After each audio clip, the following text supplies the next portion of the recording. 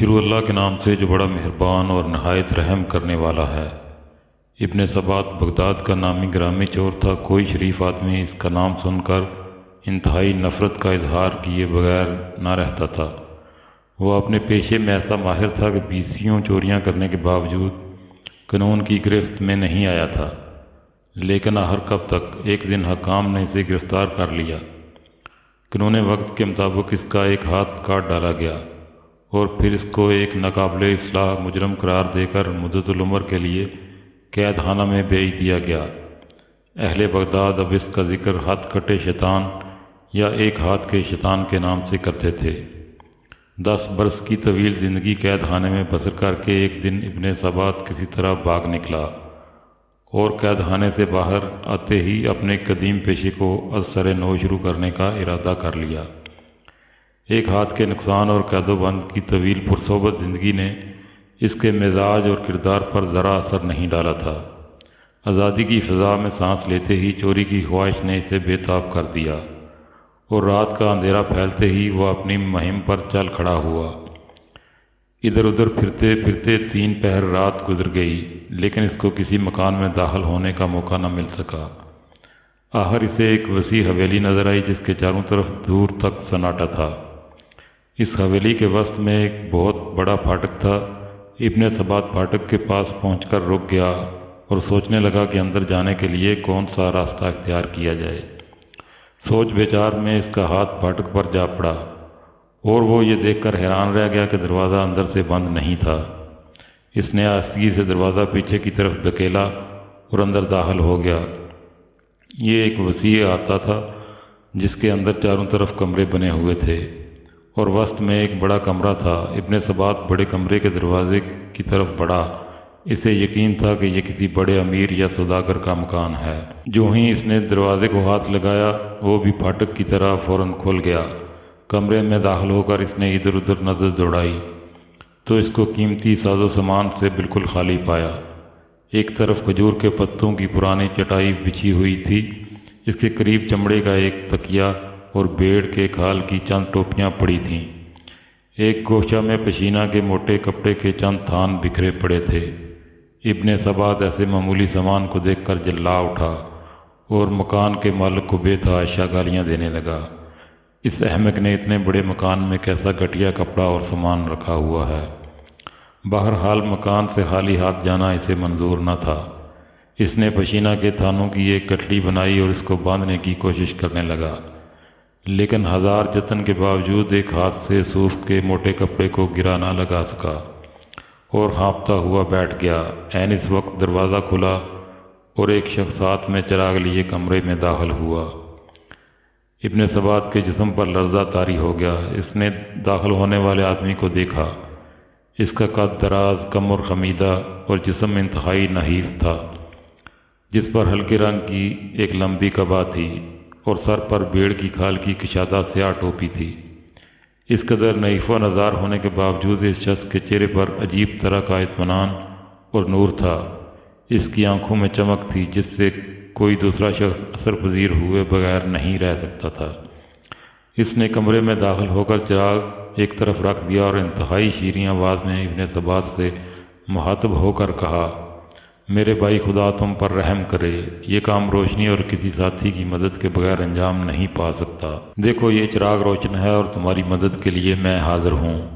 اب ہم دونوں ہی یہ کام اطمینان کے ساتھ کر لیں گے۔ ابن سبات حیرت سے اجنبی کے منہ کی طرف تک رہا تھا اور اس کی سمجھ میں نہیں آ رہا تھا کہ یہ کیا معاملہ ہے۔ اتنے میں اجنبی نے تھانوں کو 2 حصوں میں تقسیم کر دیا اور پھر ان کی الگ الگ 2 گٹھلیاں باندھ لیں۔ پھر اچانک اسے خیال آیا اور اس نے ابن سبات سے مخاطب ہو کر کہا، میرے بھائی، مجھے معاف کرنا، مجھے خیال ہی نہیں کہ ایسا تھکا دینے والا کام کر کے تمہیں بھوک لگ رہی ہوگی۔ میں ابھی تمہارے لیے گرم گرم دودھ لاتا ہوں، اسے پی کر تم تازہ دم ہو جاؤ گے۔ یہ کہہ کر اجنبی کمرے سے باہر نکل گیا اور ابن سبات عالم تخیر میں کھو گیا۔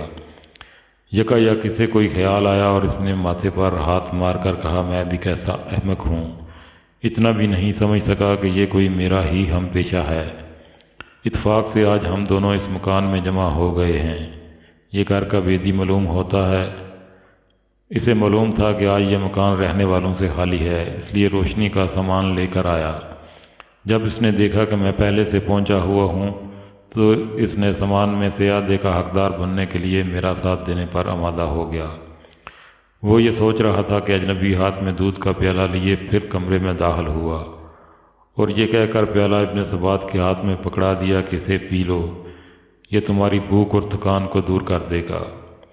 ابن ثبات کو فی الواقع بھوک لگ رہی تھی، اس نے آنن فانن دودھ کا پیالہ خالی کر دیا اور پھر کڑک کر اجنبی سے کہا، دیکھو میں تم سے پہلے پہنچ گیا تھا، اس لیے ہمارے پیشے کے اصول کے مطابق تمہارا اس مال پر مطلق کوئی حق نہیں، تاہم تم نے مال سمیٹنے میں جس مستعدی کا ثبوت دیا ہے میں تمہیں تھوڑا بہت مال دے دوں گا، چلو اب گٹھلیاں اٹھائیں اور چلیں۔ ابن ثبات کے جواب میں اجنبی مسکرایا اور پھر شفقت آمیز لہجے میں کہا، میرے بھائی تم میرے حصے کا خیال کر کے کیوں اپنا دل میلا کرتے ہو؟ میں تم سے کسی چیز کا مطالبہ نہیں کروں گا، تمہارا ایک ہاتھ ہے، یہ چھوٹی گٹھلی تم اٹھا لو اور بڑی گٹھلی میں اٹھا لیتا ہوں، جہاں تم کہہ دو میں پہنچا دوں گا۔ ابن ثبات نے کہا، بس ٹھیک ہے، تمہیں مجھ سے بہتر سردار سارے ملک میں نہیں مل سکتا، میں یہ چھوٹی گٹھلی اٹھا لیتا ہوں اور تم بڑی گٹھلی اٹھا کر میرے آگے آگے چلو۔ اجنبی نے پورا زور لگا کر بڑی گٹھلی کمر پر لا دی اور اس کے آگے چل پڑا، لیکن کیونکہ رات بہت تیزی سے ختم ہو رہی تھی وہ بار بار اجنبی کو ٹوک دیتا کہ تیز چلو۔ اجنبی کئی بار ٹھوکر کھا کر گرا لیکن پھر اٹھ کھڑا ہوا اور تیز قدم اٹھانے لگا۔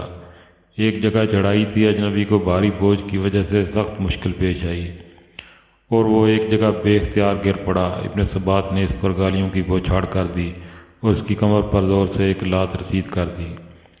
اجنبی جوں کر کے اٹھ کھڑا ہوا اور ابن ثبات سے معذرت کرنے لگا۔ ابن ثبات نے گٹھلی پھر اس کی پیٹھ پر رکھ دی اور دونوں چلتے چلتے شہر سے دور ایک پرانے کھنڈر میں جا پہنچے، یہاں ابن ثبات کی پناہ گاہ تھی۔ وہ اپنی گٹھلی باہر رکھ کر کھنڈر کی دیوار سے اندر کود گیا اور اجنبی نے دونوں گٹھلیاں باہر سے اندر پھینک دیں۔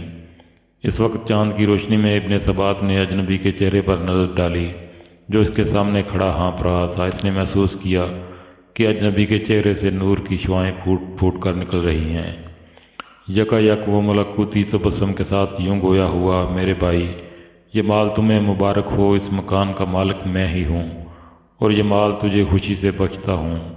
افسوس کہ میں تمہاری خاطر خواہ خدمت نہیں کر سکا، بلکہ راستے میں اپنی کمزوری اور سستی کی وجہ سے تمہارے لیے پریشانی کا باعث بنا، خدا کے لیے مجھے معاف کر دینا۔ اچھا اب میں تم سے رخصت چاہتا ہوں، خدا حافظ۔ اجنبی یہ کہہ کر تیزی سے شہر کی طرف روانہ ہو گیا، لیکن اس کے الفاظ خنجر بن کر ابن ثبات کے سینے پر پیوست ہو گئے۔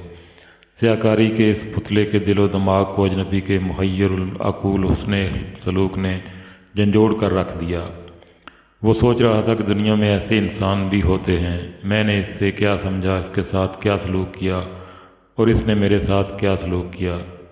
یہ سوچتے سوچتے اس کا دماغ معوف ہو گیا، ضمیر کی خلش نے اسے بے چین کر دیا اور سپیدہ سحر نمودار ہوتے ہی اجنبی کی تلاش کے لیے نکل کھڑا ہوا۔ اب اس کے دل میں کسی کا خوف نہیں تھا، بس یہی آرزو تھی کہ اس اجنبی کے قدموں پر سر رکھ دے۔ رات والا مکان ڈھونڈنے میں اسے کوئی دقت نہیں ہوئی۔ اس کے باہر کھڑے ہو کر ایک شخص سے پوچھا، یہ کس تاجر کا مکان ہے؟ اس شخص نے حیرت سے اس کی طرف دیکھا اور کہا، میاں تم مسافر معلوم ہوتے ہو، یہاں کسی تاجر کا کیا کام؟ یہ تو شیخ جنید بغدادی رحمۃ اللہ علیہ کی قیام گاہ ہے۔ ابن ثبات نے یہ نام سن رکھا تھا لیکن شیخ کا صورت آشنا نہ تھا۔ پھاٹک سے اندر داخل ہوا تو دیکھا کہ سامنے والے بڑے کمرے کا دروازہ کھلا ہے اور چٹائی پر تکیہ سے سہارا لگائے وہی رات والا اجنبی بیٹھا ہے اور اس کے سامنے 30-40 آدمی مؤدبانہ انداز میں بیٹھے ہیں۔ ابن ثبات ٹھٹک کر وہیں کھڑا ہو گیا۔ اتنے میں مسجد سے اذان کی آواز آئی، لوگ اٹھ کر کھڑے ہوئے۔ جب سب چلے گئے تو شیخ بھی اٹھے۔ جو ہی انہوں نے دروازے کے باہر قدم رکھا، ابن ثبات روتا ہوا ان کے قدموں پر گر گیا۔ انفعال کے آنسوؤں نے اس کے دل کی ساری سیاہی دھو ڈالی تھی۔ شیخ نے نہایت محبت اور شفقت سے اس کو زمین سے اٹھایا اور گلے لگا لیا۔ ابن ثبات کے دل کی دنیا بدل چکی تھی، دوسروں نے جورا برسوں میں نہیں دیکھی تھی، ابن ثبات نے 2 چند لمحوں میں طے کر لی۔ وہ شیخ کے حلقہ ارادت میں داخل ہو گیا اور ان کے فیض سے ہاتھ کٹے شیطان کی بجائے احمد ابن ثبات رحمۃ اللہ علیہ بن گیا اور اہل اللہ میں شمار ہوا۔ جس شخص کو 40 سال تک دنیا کی ہولناک سزائیں نہ بدل سکیں، اس کو ایک مرد مومن کے حسن اخلاق نے خزانۂ خدا کی صف میں شامل کر دیا۔